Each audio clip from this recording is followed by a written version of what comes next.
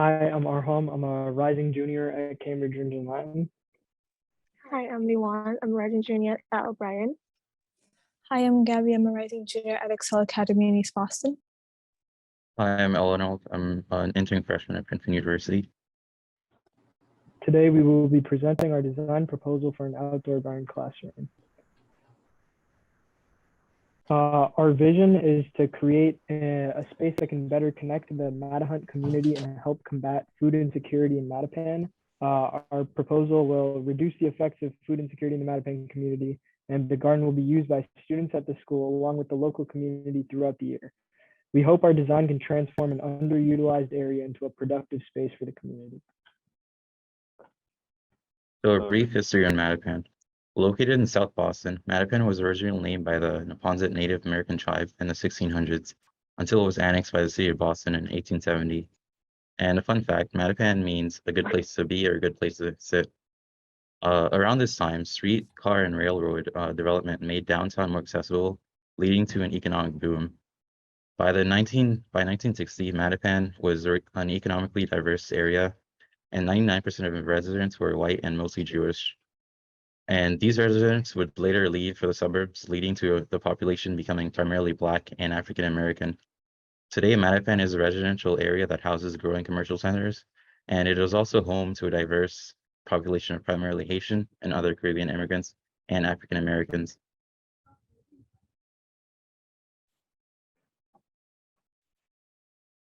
For the school history, the Mattahunt School was built in the 1960s and it had its first year in 1977. In 2012, the school was renovated, and you can see in the images, the colored facade was one of the main focuses for the renovations. In 2016, the state was planning to take over the school due to low test scores. And in order to prevent this, the superintendent proposed a plan to close and reopen the school as an early elementary. Parents and people in the community fought against this since the closure would disrupt students' education. And unfortunately, the plan ended up going through and the new Mattahunt was opened in 2017. Over the years, they've added back grades and are now back to a K-5. And this just shows that the community is very involved with the school and care about it. For demographics, the school has a very high minority enrollment rate at over 97%. Over 40% of the students are also English language learners, and 93% of the students are also considered high needs. Food insecurity. So what is it? Food insecurity is a lack of consistent access to enough food for an active and healthy lifestyle, as defined by the USDA. The Mattahunt Elementary School is located in Mattapan, which is an area with a high percentage of food insecurity. And there's also a 16.88% use of SNAP benefits among families with children. And SNAP benefits act as a debit card for eligible families, and they're able to purchase groceries from authorized retail stores.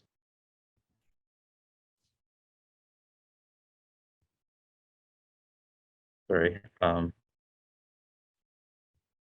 This graph also shows SNAP enrollment, and Roxbury, Dorchester, and Mattapan rank among the highest neighborhoods with families enrolled in SNAP.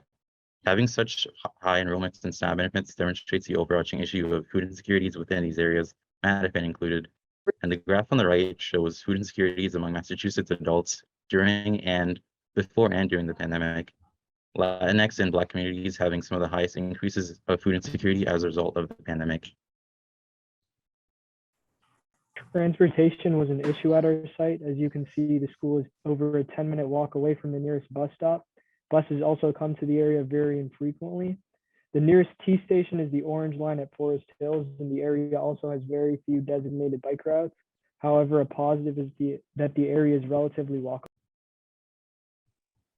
Since it takes so long for buses to come for you to take the T, another way you can also get to the school is by car. There are a few parking spaces near the school, as you can see in the top picture.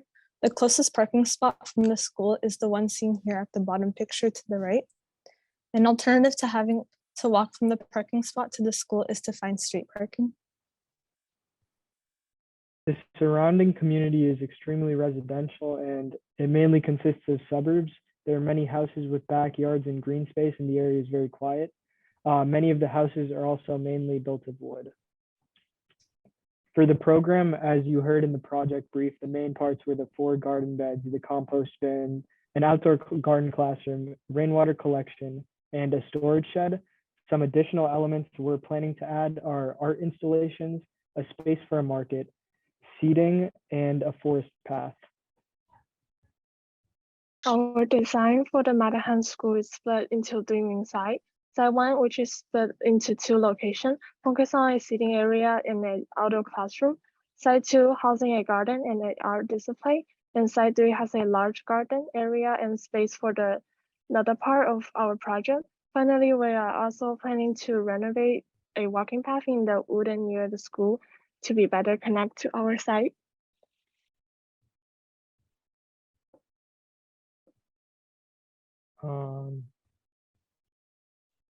Most of our sites are within the central corridor that resides between the 2 buildings. You can see the corridor right here, and that's between the elementary school and the community center. And this makes traveling between the central sites really easy and creates a nicer experience for students and others at the school. And as you can see, the walking path we mentioned is here, and it breaks off from the central corridor to connect Site 3 to all the other sites.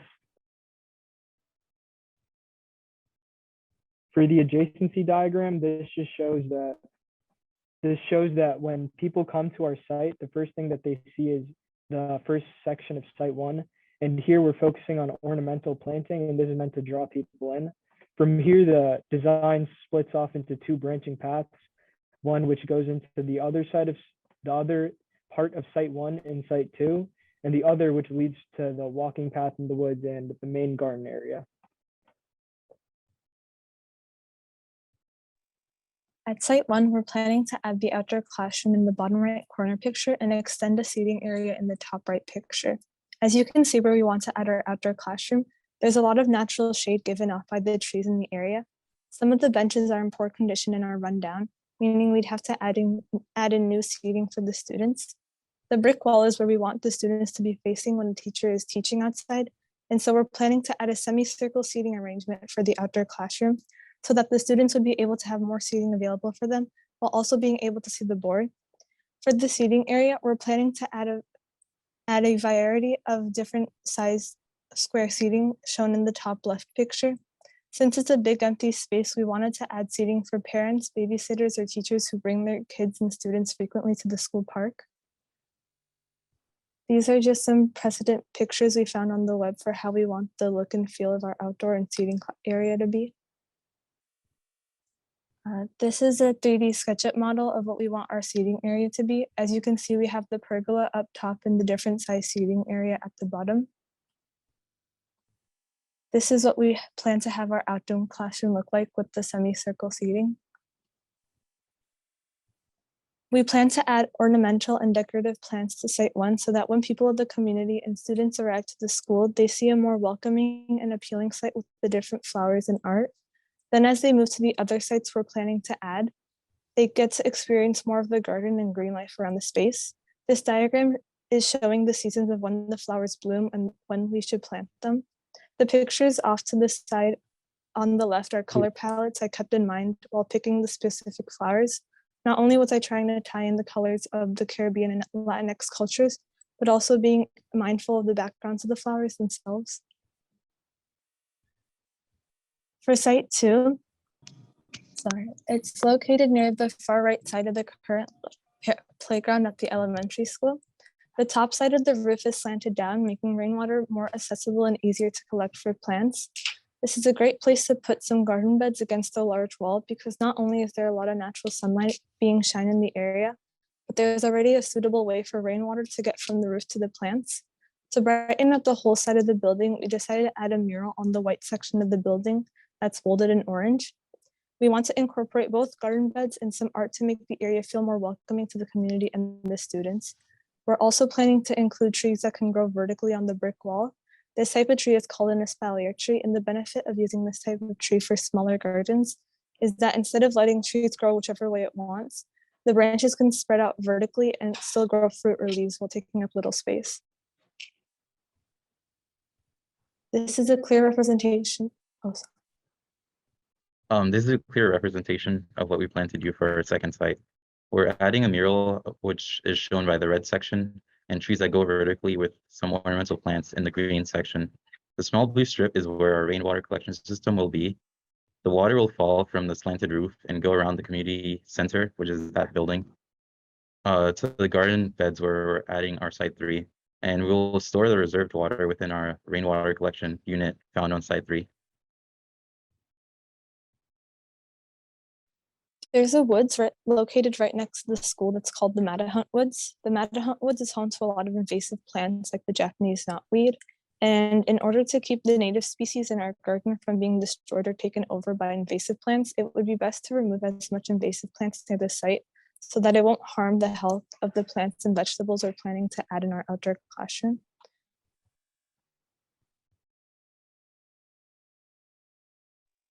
This is what our site 2 is going to look like. We have the garden beds with the espalier trees for the students to grow and a mural added. There's also the water collection gutter system seen right above the mural. So school already has a garden behind the community center, which is currently being renovated, but the garden beds are in very poor condition. So we are thinking of fixing and clean up the surrounding area. We really want to change this place because it's surrounded by lots of trees and bringing a natural vibe for people, and already has a rich resource of soil around that we can use for the garden bed. And we were thinking to put the chicken coop in this area. And we are planning to use companion plant as a way to boost growth of the plant and provide more favor for vegetable to plant together. Companion plant is a great way to organize where vegetable and fruit can be planted together, and the companion plant can decrease the pest issues, attract pollinator, and beneficial insects. The breed of chicken that we're planning to use are golden comet chickens. They are a hybrid breed and have a very gentle and friendly temperament, which makes keeping them around young students a very, very good choice. They're also extremely good egg layers, laying around 330 a year, and they're also very cold and heat hardy, which is good for northeastern weather. This is a model of the chicken coop. As you can see, the run is 60 square feet and the coop is 30 square feet. The interior of the coop has a 2-floor design, which is suitable for housing 6 golden comet chickens. On site 3, we're also planning to have space for a mini farmer's market. The old garden on site 3 only used 20% of the space available, so there was around 7,000 square feet of unused space. We wanted to make this into a space where food grown in the garden could be distributed to the community through a mini farmer's market. Farmers in the community could be invited to populate the market further, and the space would function as an outdoor classroom / seating area normally and would be converted to a market when needed. So the walking path is located where near the old garden. We were thinking to clean out the path and make the public garden more accessible for people transition between the front and the back side of the school. If we were adding the signage we were planning to add, getting to and from the garden will be much easier and faster than having to walk around the community center to get there. We can also look at the walking path as a way for the student to explore the Mattapan woods. Kids at this age are curious to learn about new plants and like to go outside. So having a place in the world where they can experience as a whole different world outside of the city will be very beneficial for them. So we were thinking to use pressure-treated wood for the walking way and railing, and to add some of the education info panel about native plants and indigenous people's history on the path. This path cannot be ADA accessible due to the shape incline at some location. We really wanted to highlight the history of the indigenous peoples because the school is very connected to them. The name Mattahunt actually comes from the tribe that used to inhabit the area of the school. So the path from side 3 in the wood leads to a small clearing. It's a large place we were thinking to clean up and implement a seating area and continue the path to the main corridor to connect back to site 2.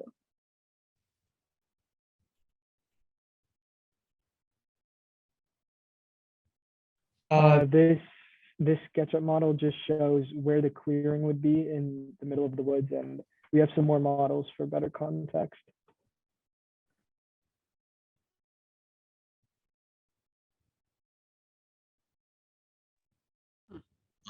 This demonstrates a section view of the Site 3 garden area.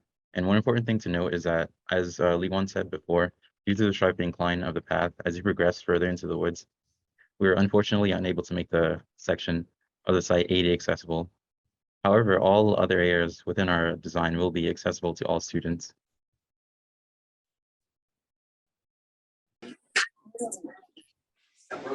These are just more views of the garden and perspectives. Like you can see the shed and the seating area under the large sail shade and the chicken coop and the garden beds further down into the area.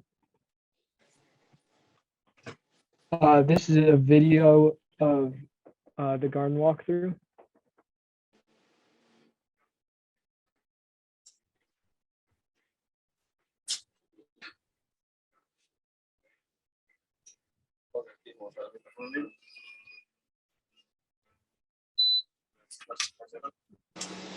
We also have one of the walkway in the path.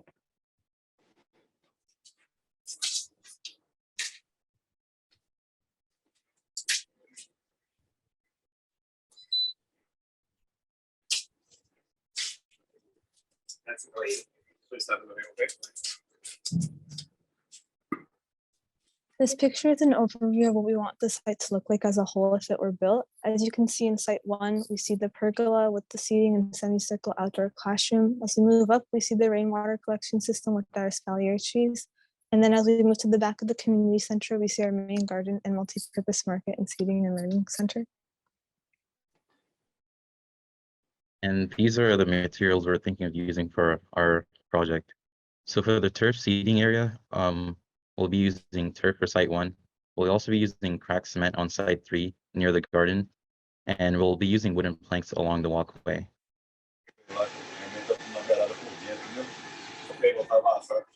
To sum it up, our main goal throughout our thought process of the project was to make sure people around the Mattapan community will be able to have easier access to healthier options. We want to combat food insecurity, but also make it beneficial for students in the community to learn about food production. And that's it.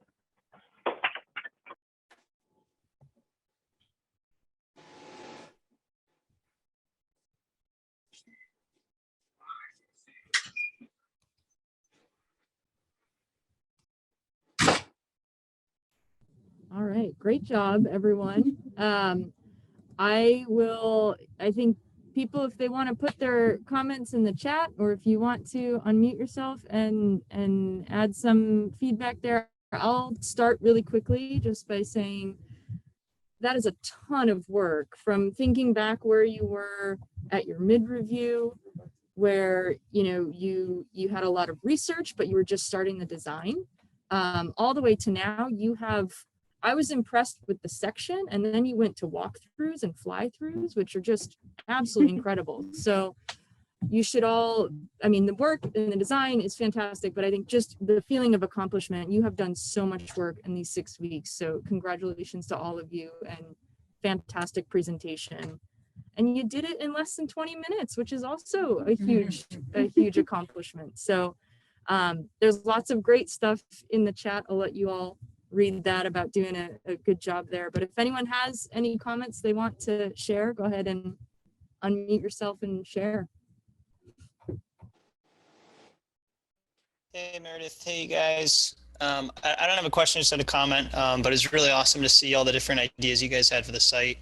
I thought it was really cool how you guys were looking at actually some of the existing features and trying to see how best to amplify those with the rainwater collection. I think that's super smart.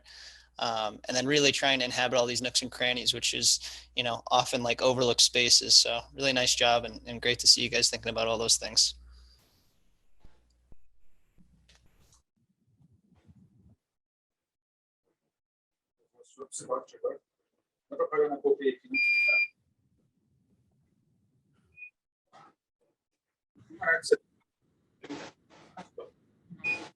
Yeah, go ahead. So I am actually from Mattapan and was raised there my entire life. And the Mattahunt has always been like our community center because there's no real community center in Mattapan. So when I saw this, I was so inspired by the thought of my people coming there, getting eggs, walking through this path. Like all of this is familiar, and Mattahunt is that one central place where whether you go to the school or not, that the children come to congregate. So this was absolutely amazing. I can see this just happening in real life and being a strong pillar for the community. So thank you. Thank you for visiting.